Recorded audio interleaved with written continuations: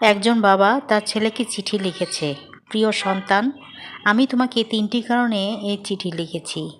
১, জীবন, ভাগ্য এবং দুর্ঘটনার কোনো নিশ্চয়তা নেই, কেউ জানে না সে কতদিন বাঁচবে। ২ হচ্ছে, আমি তোমার বাবা, যদি আমি তোমার এই কথা না বলি অন্য কেউ বলবে না। আর ৩ হচ্ছে, যা লিখলাম তা আমার নিজের ব্যক্তিগত তিক্ত অভিজ্ঞতা, এতে হয়তো তোমাকে অনেক অপ্রয়োজনীয় কষ্ট পাওয়া থেকে রক্ষা করতে পারে। শোনো, জীবনে চলার পথে এগুলো মনে রাখার চেষ্টা করো। যারা তোমার প্রতি সদয় ছিল না তাদের উপর অসন্তুষ্ট পুষে রেখো না, কারণ তোমার মা এবং আমি ছাড়া তোমার প্রতি সুবিচার করা কারো দায়িত্বের মধ্যে পড়ে না। আর যারা তোমার সাথে ভালো ব্যবহার করেছে তোমার উচিত সেটার সঠিক মূল্যায়ন করা এবং কৃতজ্ঞ থাকা। তবে তোমার সতর্ক থাকতে হবে এজন্য যে প্রতিটি মানুষের প্রতি পদক্ষেপের নিজ নিজ উদ্দেশ্য থাকতে পারে।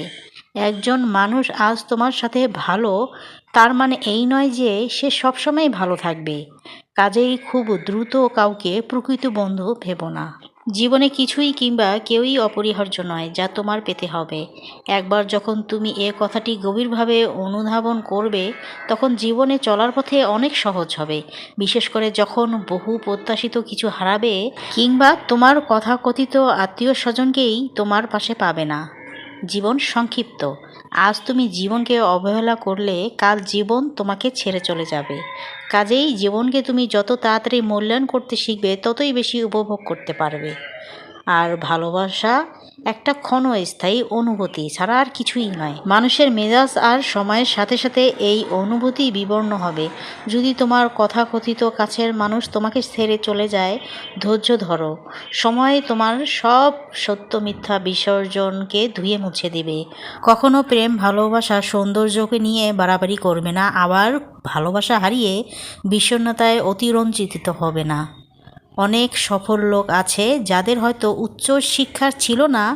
এর অর্থ এই নয় যে তুমি কঠোর পরিশ্রম বা শিক্ষালাভ ছাড়াই সফল হতে পারবে। তুমি যতটুকু জ্ঞান অর্জন করো না কেন তাই হলো তোমার জীবনের অস্ত্র।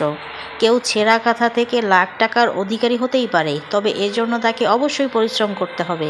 যাই হোক বাবা, অনেক কথা বলে ফেললাম। তোমার সাথে আমি কতটা সময় থাকবো সেটা কোনো ব্যাপার না, বরং চলো আমরা আমাদের একসাথে কাটানো মুহূর্তগুলো উপভোগ করি।